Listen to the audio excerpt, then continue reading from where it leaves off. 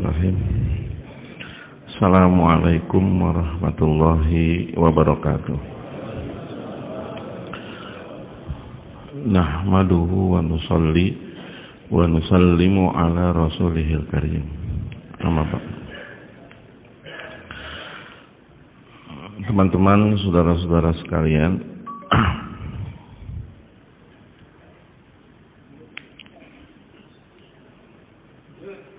dalam malfuzat ataupun ucapan-ucapan para masyayikh kita, Maulana Ilyas rahmatullah alaih, Maulana Yusuf rahmatullah alaih, Maulana In'amul Hasan rahmatullah alaih, ada kalimat yang sering kita dengar juga, yaitu kartereho dartereho, karte marte gitu kan. Nah, ada satu ungkapan kartereho dartereho, maknanya kerja, takut. Kerja itu diiringi dengan rasa takut. Kenapa mesti kita takut?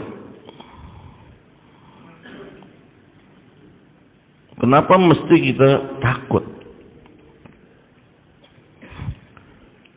Sehingga kebuliyat itu hadirin, kebuliyat itu bukan dari justru besarnya kerja, tapi besarnya rasa takut. Kalau kata Maulana Ilyas rahmatullah alaih, beliau katakan, dalam setiap kita beramal selalu ditutup dengan istighfar. Karena ada dua hal yang kita pasti kita harus beristighfar di situ. Yang pertama adalah ketika kita ngamalkan suatu amalan baik, walaupun itu amalan soleh, pasti kita meninggalkan amalan soleh lainnya. Betul tidak? Ketika kita sholat, pasti kita meninggalkan silaturahmi, berbakti kepada orang tua, berkhidmat pada ulama dan sebagainya. Satu amalan soleh kita lakukan, bisa jadi ribuan amal soleh lainnya kita tinggalkan. Di situ kita istighfar. Bisa jadi amalan yang kita lakukan lebih rendah daripada amalan yang lainnya. Itu yang pertama. Yang kedua, besar kemungkinan yang kita amalkan itu tidak sesuai dengan apa yang dikehendaki oleh Allah dan Rasulnya. Dari kaifiat, dari kamiyat, dari kualitas, dari kuantitas, secara zahir, secara batin, tidak sesempurna yang dikehendaki. Di sini kita mesti betul-betul memohon kepada Allah, minta kepada Allah untuk diberi taufik kesempurnaan amal dengan segala kedoifan kelemahan kita. Maka qabuliyat itu hadirin, pengabulan apapun amalan itu tidak akan sempurna tanpa kita merasa bahwa saya ini lemah, saya ini banyak salah. Dengan istighfar, dengan bertobat kepada Allah Subhanahu wa Ta'ala. Kita sebagai karkun, alhamdulillah. Kita sibuk intikoli, alhamdulillah. Kita sibuk makomi, alhamdulillah. Tapi banyak yang harus kita istighfari dalam hal ini. Jangan-jangan Satu hadis Nabi SAW yang sering diungkapkan oleh Maulana Ahmad Lat. Tuba liman ja'alahu Allah mafatihah lil khair wa maghaliqa lis syarr. Berbahagialah orang yang dijadikan oleh Allah pintu-pintu pembuka bagi kebaikan dan pintu-pintu penutup bagi keburukan. Tapi kelanjutan dari hadis itu, fawailul, celaka orang yang dijadikan oleh Allah maghaliqa li khair, pintu-pintu penutup bagi kebaikan, malah dia jadi pembuka bagi pintu-pintu keburukan. Na'udzubillah min dzalik. Nah, di poin ini kita nih hadirin, jangan sampai perasaan ketika saya sudah berbuat baik ini, saya sudah usaha agama ini, tapi nyatanya dengan usaha agama kita bukan menjadi pembuka pintu kebaikan, malah jadi pembuka pintu keburukan. Apa yang terjadi ketika di situ? Razail, keburukan hati ikut serta di dalamnya. Ria, sum'ah, sombong, takabur, keras kepala, ini, itu dan sebagainya. Maka kalau mata Maulana Zakaria, wajib bagi Karkun lama itu untuk ikut tasawuf. Bukan artinya kita ikut tarekat, berbaiat begitu, tapi wajib tasawuf. Membersihkan hati. Bagaimana bisa seorang Jumidar bertengkar? Bagaimana bisa Karkun lama bisa bertengkar dengan yang lainnya? Bagaimana bisa seorang Faisalat bertengkar dengan Faisalat lainnya?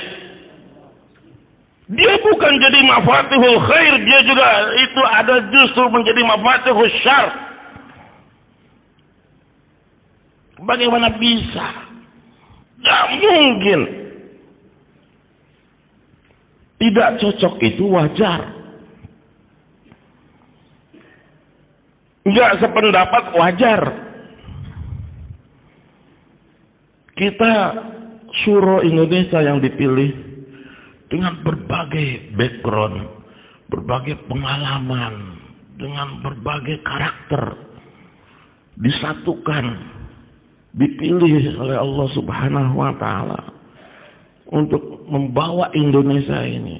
Kita sadari dengan kelemahan kita sendiri.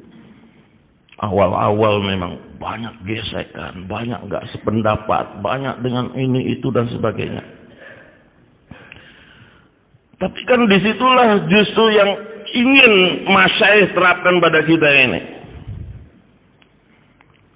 Belajar melebur semuanya karena Allah. Kita bertasawuf, membersihkan diri kita. Kita kerja karena Allah. Kita kerja karena Allah. Apa yang kamu sombongkan keras kepala dengan pendapat kamu, berani tidak kamu berhujah di hadapan Allah bahwa itu pasti betul. Gak bisa, Pak. Kita tuh gak bisa seperti itu.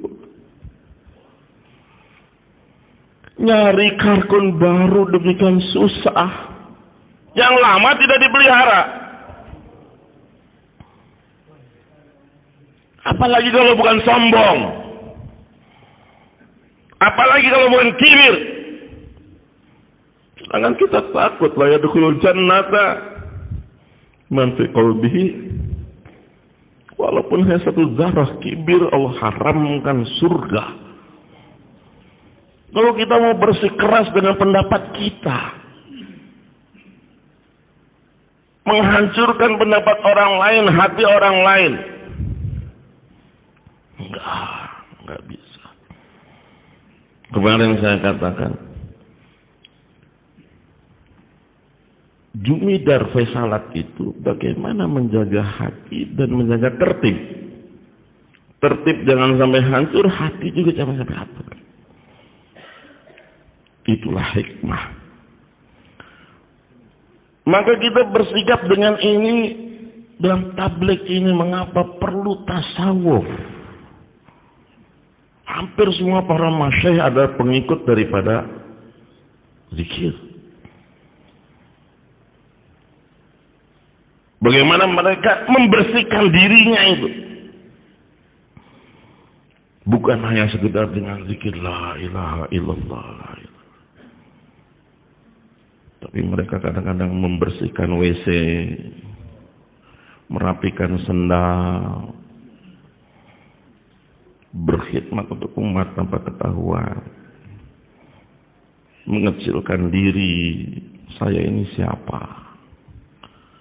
Saya ini siapa?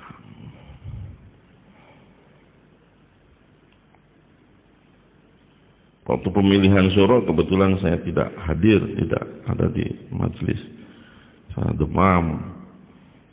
Terus saya bilang, begitu saya kejar masyayikh ke Kuala Lumpur, saya menghadap sama Ibrahim sama. Saya bilang saya nggak sanggup. Bukan masalah nggak ininya. Saya, kalau ini keputusan saya terima. Tapi saya nggak sanggup. Orang-orang yang jadi syuro, yang jadi teman-teman saya ini saya nggak kenal. Betul saya nggak kenal. Mungkin saya hanya kenal orang Jawa Barat dah. Misalnya Pak Abu Bakar, Mullah Harun. Tapi yang lain saya nggak kenal. Pak Mufti nggak kenal. Nggak akrab. Pak Safri nggak kenal. Bagaimana saya bisa dengan mereka bekerja? Apa jawab mas saya? Katakan, pas.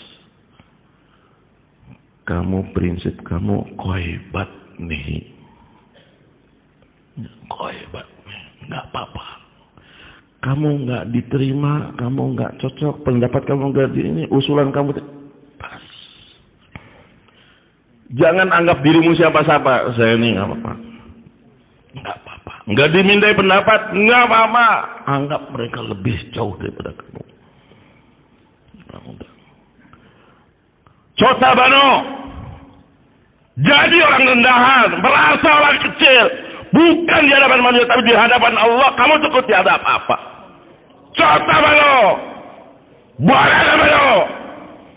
Jadi orang kecil dalam tabligh ini. Itu tujuan kita. Bukan mau jadi merasa besar.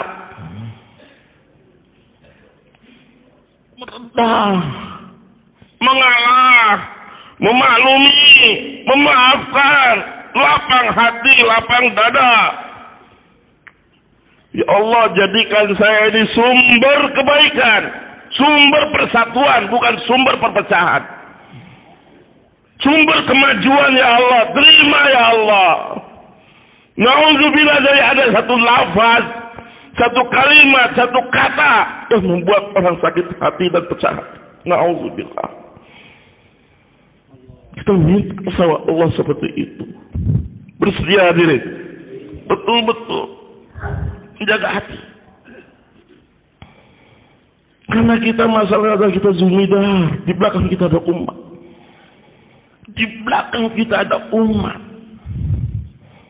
Di belakang kita banyak yang lihat. Di belakang kita banyak yang ikut. Maka berjalan dengan tabligh ini ya, perlu dengan dartereho. Kartereho, dartereho. Bangun malam, minta sama Allah, bertobat, ikhlas atas segala perlakuan. Minta dibimbing oleh Allah untuk diluruskan, ya Allah, diluruskan. Hilangkan kepentingan-kepentingan. Biar mengalah, gak apa-apa ya Allah. Biar ide saya, usulan saya, pendapat saya tidak diterima, gak apa-apa ya Allah. Yang penting kau ridho kepada saya. Terima.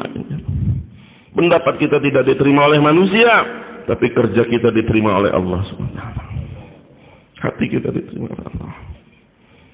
Setuju hadirin? Sepakat nih kita. Biar pendapat kita tidak diterima oleh manusia, tapi amal kita diterima oleh Allah. Itu yang kita inginkan. Maka belajar kapan datangnya ini dengan kita banyak berkorban. Paksakan berkorban. Surah sendiri pun dipaksa. Terus terang, kami itu dipaksa. Bergerak tak ajaib, dipaksa.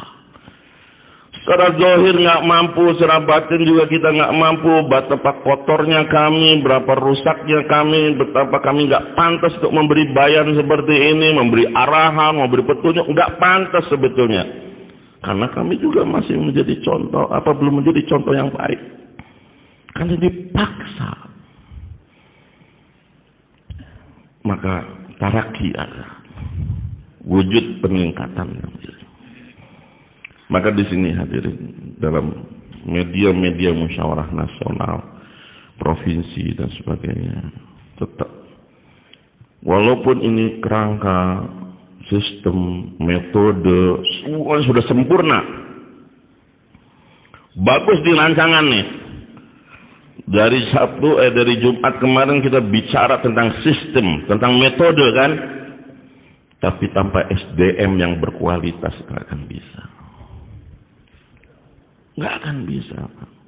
Tanpa jiwa-jiwa, hati-hati yang betul-betul bersih, nggak akan bisa. Kalau kata kita lihat, kalau baca riwayat hidup mengenai Ilyas, riwayat hidup mengenai Namul Hasan, riwayat hidup mengenai Yusuf, riwayat hidup mengenai Zakaria, ataupun para masyayikh yang lainnya, bagaimana mereka bisa menangis kepada Allah, menafikan diri mereka. Ya Allah, saya bukan siapa-siapa. Ya Allah, saya tidak bisa apa-apa. Ya Allah, saya butuh Engkau. Saya berhajat kepada Engkau.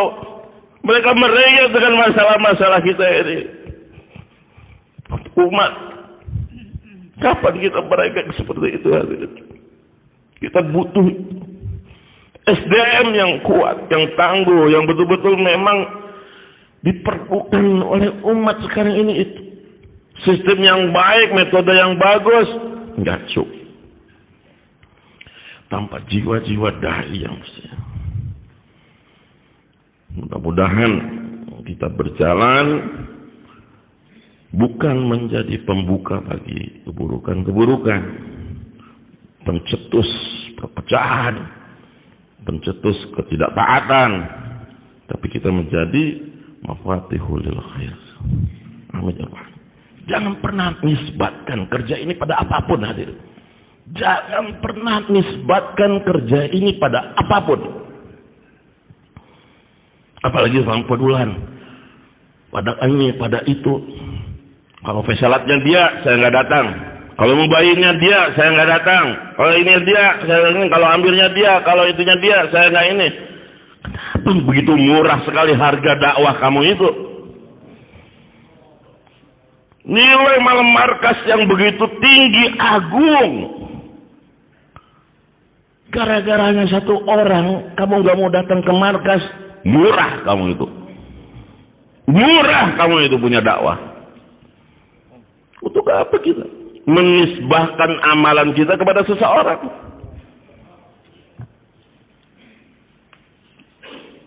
Saya gak mau musyawarah kalau fasalahnya dia.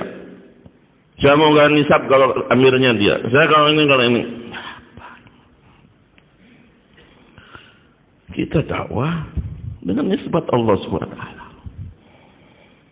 Nggak mungkin lah saya nggak ke markas karena bubayinnya dia murah banget harga amal saya. Mesti begitu. Saya ikut dakwah karena Allah, bukan karena siapa-siapa. Saya ke markas, saya musyawarah, saya hadir, saya ini karena Allah SWT. Mau yang datang semuanya Fir'aun juga saya tetap datang. Nggak peduli. Kan begitu Pak.